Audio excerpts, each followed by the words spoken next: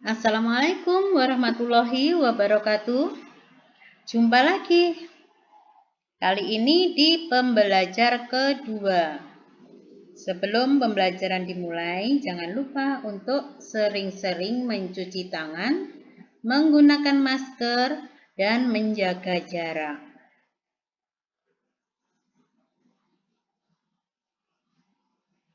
Hari ini masih di tema 4, globalisasi.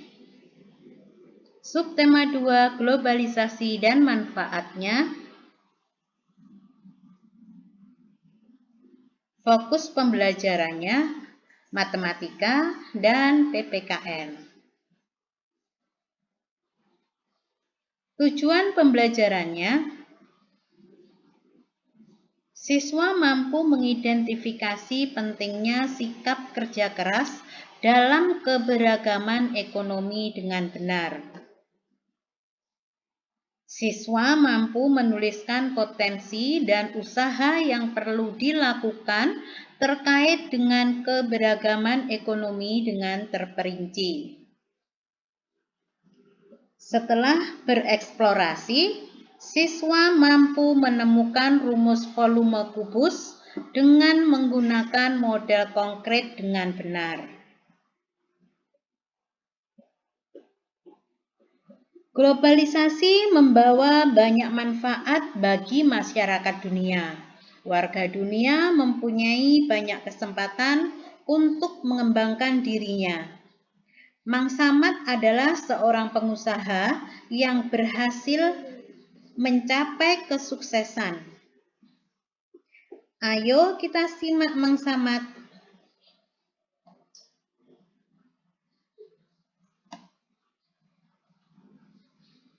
Pengrajin Garut yang menembus dunia.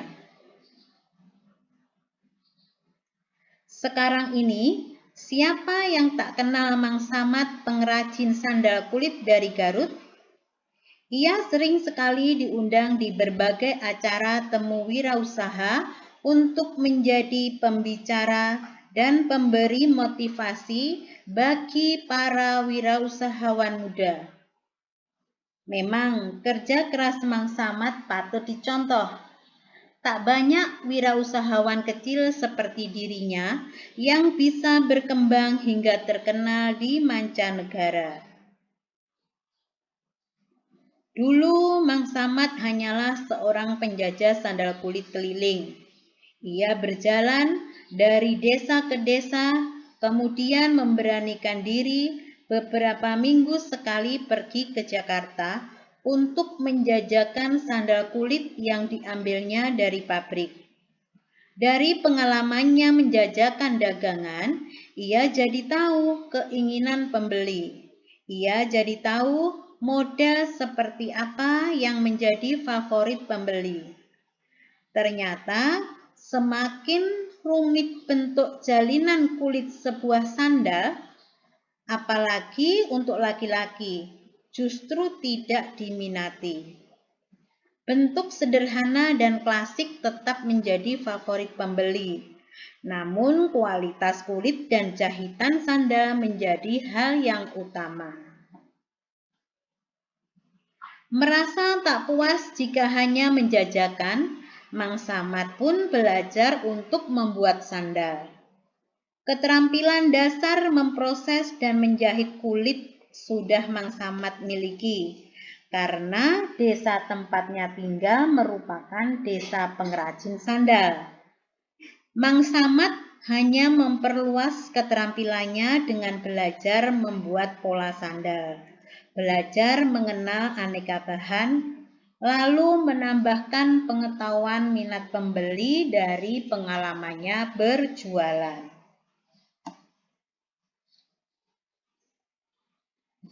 Mang Samad mulai bereksperimen dengan berbagai model sandal buatannya sendiri.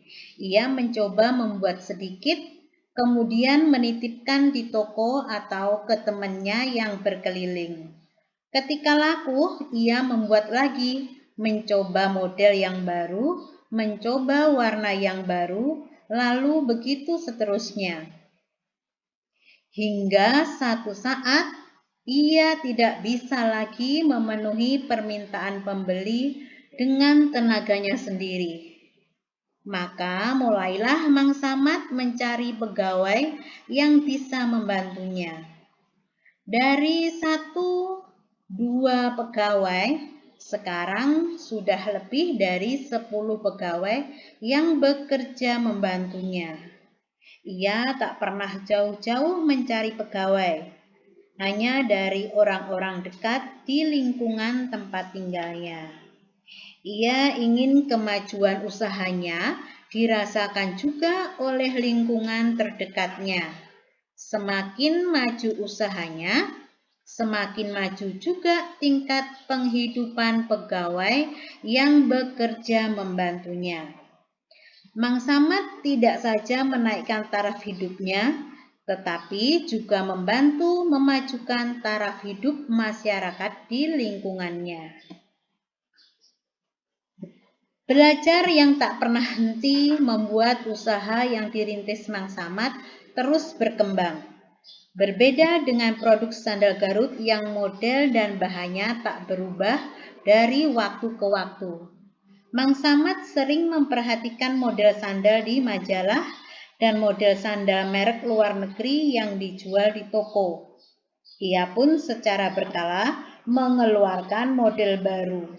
Walaupun model yang dibuatnya sederhana, ia selalu menggunakan bahan yang terbaik serta teknik jahitan yang kuat. Dengan demikian, sandal buatannya tahan lama.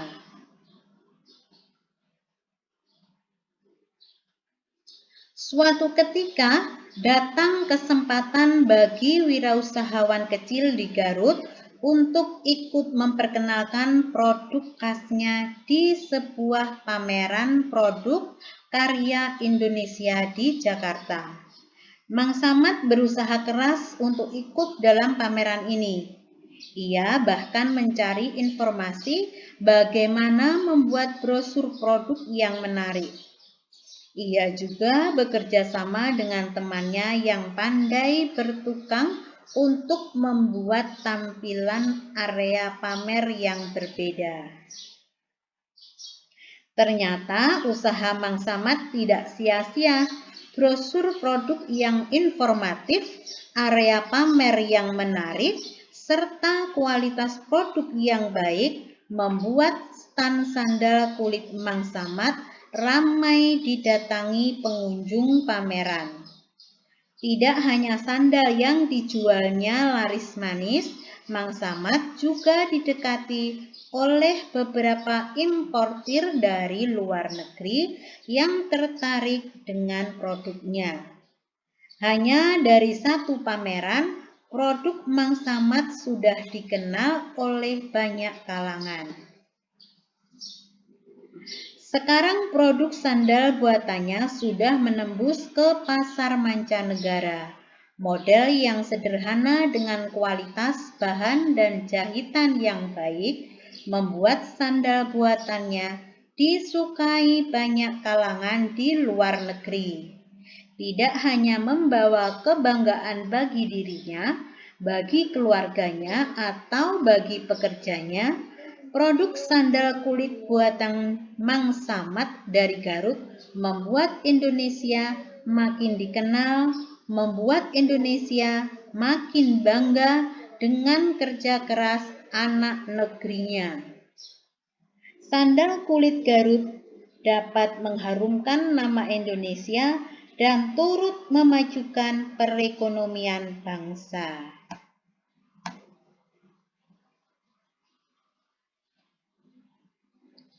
Sekarang kalian simak pertanyaan-pertanyaan berikut. Siapakah Mang Samad? Ya, Mang Samad adalah seorang pengrajin sandal kulit dari Garut. Bagaimana Mang Samad mengawali usahanya? Awalnya, Mang Samad adalah penjual sandal kulit keliling dari desa ke desa. Beberapa minggu sekali ia menjajakan sandal kulit yang diambilnya dari pabrik Jakarta. Ia kemudian mencoba membuat sandal kulit sendiri dan menjualnya dengan menitipkan ke toko atau temannya. Bagaimana Mang Samad mengembangkan usahanya? Ketika produknya laku, ia terus mencoba model yang baru, mencoba warna yang baru. Kemudian, ia mencari pegawai dengan mengajak orang-orang di lingkungannya untuk membantunya. Usaha Mang Samad pun terus berkembang. Ia pun secara berkala mengeluarkan model baru dengan bahan terbaik dan jahitan yang kuat. Suatu ketika, melalui pameran produk karya Indonesia di Jakarta, produk Mang Samad mampu menarik beberapa importir dari luar negeri. Sekarang, produk sandal Mang Samad berhasil menembus pasar mancanegara.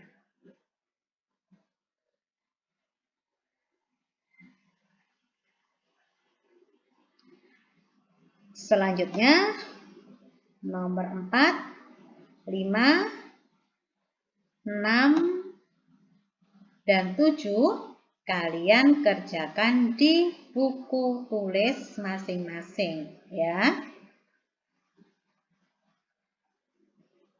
Masyarakat Indonesia mempunyai keberagaman ekonomi. Seperti yang telah kamu pelajari sebelumnya, bahwa keberagaman itu dipengaruhi oleh banyak faktor.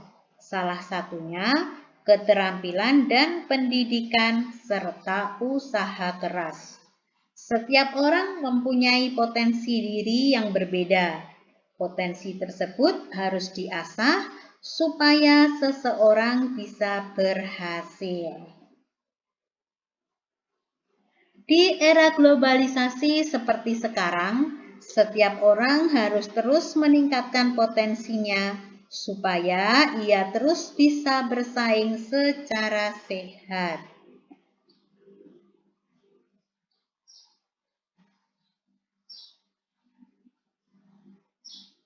Tahukah kamu tentang mainan Rubik atau Magic Cube? Nah, kalian perhatikan gambarnya. Mainan ini diciptakan oleh Erno Rubik yang berasal dari Hungaria. Mainan ini sudah dikenal di seluruh dunia termasuk Indonesia. Dengan kemudahan di era globalisasi, saat ini kita bisa dengan mudah mendapatkannya di toko mainan.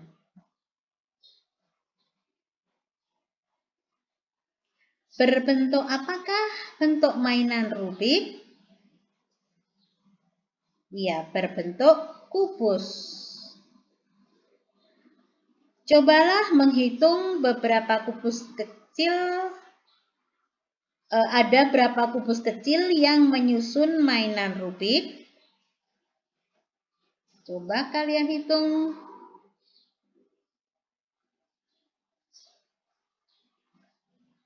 Iya, ada 27.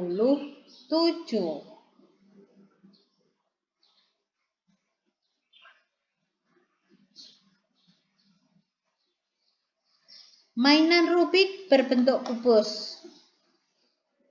Rubik disusun dari kubus-kubus kecil yang dinamakan kubus satuan.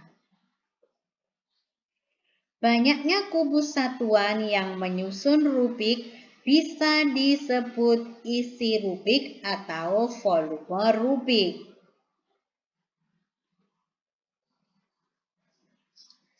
Ayo kita bereksplorasi lebih jauh tentang volume kubus. Perhatikan pola di bawah ini. Kalian perhatikan.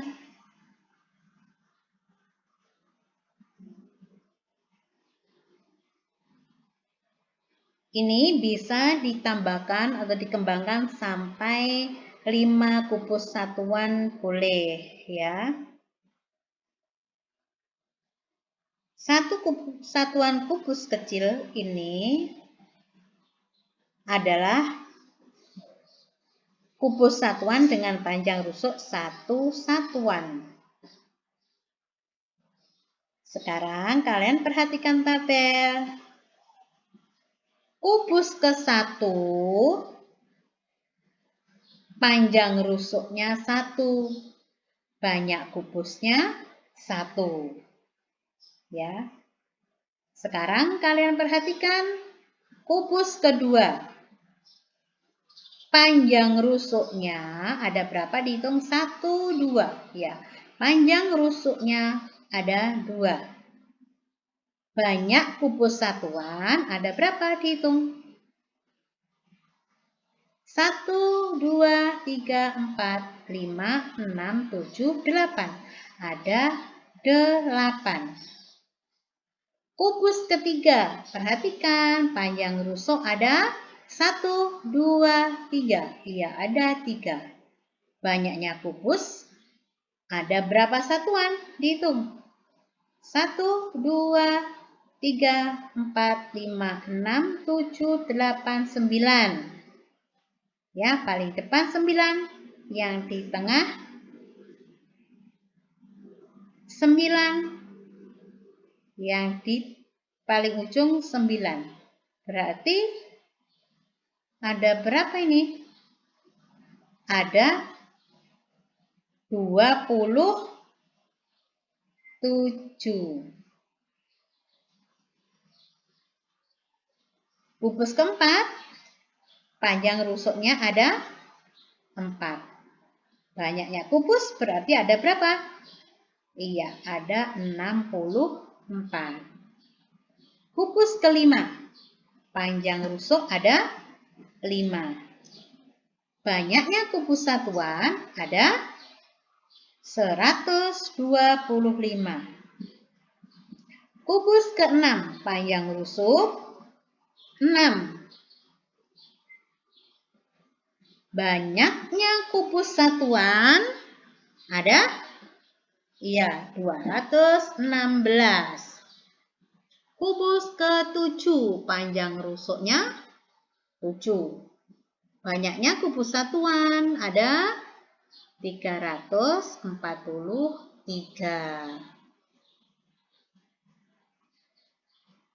Nah, berdasarkan tabel tadi, sekarang jawablah pertanyaan berikut. Pola apa yang kamu amati? Yaitu pola pertambahan volume kubus akibat pertambahan panjang rusuk. Jika panjang rusuk kubus bertambah, apa yang terjadi pada banyak kubus satuan? Yang terjadi adalah jumlah kubus satuan juga bertambah banyak. Bagaimana hubungan antara rusuk kubus dengan banyaknya kubus satuan yang menyusunnya? Panjang rusuk kubus berbanding lurus dengan jumlah kubus satuan. Semakin panjang rusuk kubus, semakin banyak pula jumlah kubus satuan. Rusuk kubus dinamakan R. Banyaknya kubus satuan dinamakan volume atau V.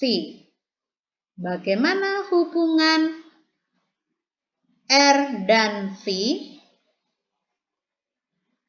Volume sama dengan rusuk kali rusuk atau disingkat V sama dengan R kali R kali R. Ya. Atau V sama dengan R pangkat 3. Tulislah simpulanmu tentang rumus volume kubus. Rumus volume kubus yaitu rusuk kali rusuk kali rusuk.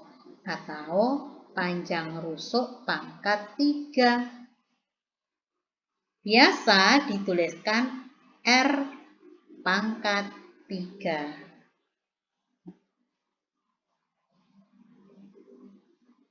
Sekarang latihan. Ya, nomor 1, hitunglah volume kubus pada gambar berikut. Kalian perhatikan. Gambar A, panjang rusuknya berapa ini?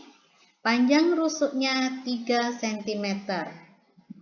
Kalian disuruh mencari volume kubus. Ingat tadi, rumus volume adalah R pangkat 3. Berarti di sini rusuknya 3, R-nya 3, berarti R pangkat 3. Ya. R pangkat 3 sama dengan 27 cm kubik. Lanjut, yang B, kalian perhatikan gambarnya. Panjang rusuknya ada berapa ini? Coba dihitung. 1, 2, 3, 4, 5, 6. Iya, panjang rusuknya 6. Berarti R sama dengan 6. Volumenya berarti R pangkat 3, yaitu 6 pangkat 3. Sama dengan 216 satuan. Ya. Lanjut yang C, perhatikan. Sekarang kita hitung R-nya ada berapa? 1, 2, 3, 4, 5, 6, 7, 8, 9, 10. Ya, terus yang sini 10. Tingginya berapa? Hanya 1. Berarti volume 10 kali 10 kali 1. Ya. Hasilnya 100 satuan. Karena di sini satuannya tidak dituliskan cm atau berapa ya, hanya satuan aja, berarti satuannya ya satuan, 100 satuan. Sekarang gambar D, perhatikan ada berapa satuan ini, volumenya dihitung. 1, 2, 3. 1, 2, 3, berarti 3 kali 3. Ya, ditambah, ini ditambahkan karena dia ada di atasnya, ditambahkan 1, 2. 3 kali 3 dikali 1 ya, ini tingginya 1. 3 kali 3 kali 1 ditambah 2. Ya, hasilnya 3 kali 3, 9. Kali 1 tetap 9 ditambah 2, 11 satuan.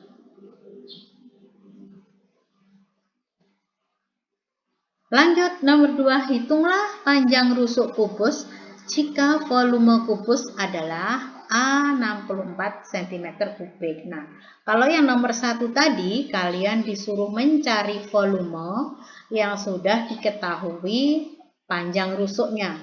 Ini nomor 2, kalian disuruh mencari panjang rusuknya jika yang diketahui adalah volume kubus ya.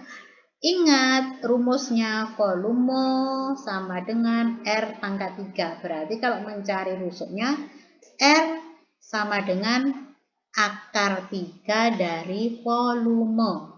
Kalau ini volumenya 64, berarti R sama dengan akar 3 dari 64. Berapa akar 3 dari 64? Adalah 4 ya. Karena 4 kali 4 kali 4 itu 64. Mengerti ya? Yang D dan C dikerjakan di buku tulis masing-masing. Lanjut nomor 3. Dayu mempunyai tempat air yang berbentuk kubus. Jika panjang rusuk tempat air adalah 50 cm, hitunglah volume tempat air. Nah, yang diketahui apa ini? Yang diketahui adalah panjang rusuk, yaitu R sama dengan 50 cm. Yang ditanyakan volume tempat air. Berarti volume sama dengan R pangkat 3. Volume sama dengan 50 cm pangkat 3. Ya. Volume sama dengan 50 cm kali 50 cm kali 50 cm. Ya, dihitung. Lanjut. Nomor 4. Dina dan Siti mempunyai tempat air berbentuk kubus. Panjang rusuk tempat air Dina dan Siti adalah 30 cm dan 40 cm. Hitunglah selisih volume tempat air Dina dan Siti. Ya. Yang diketahui apa? Panjang rusuk tempat air Dina 30 cm. Panjang rusuk tempat air Siti 40 cm. Berarti ini pertama kalian harus mencari volume tempat air Dina berapa. Baru mencari volume tempat air Siti berapa. Setelah ketemu, dikurangkan. Karena yang ditanyakan adalah selisih volume tempat air Dina dan Siti. Oke, mengerti? Dikerjakan ya. Selamat belajar, selamat mengerjakan. Assalamualaikum warahmatullahi wabarakatuh.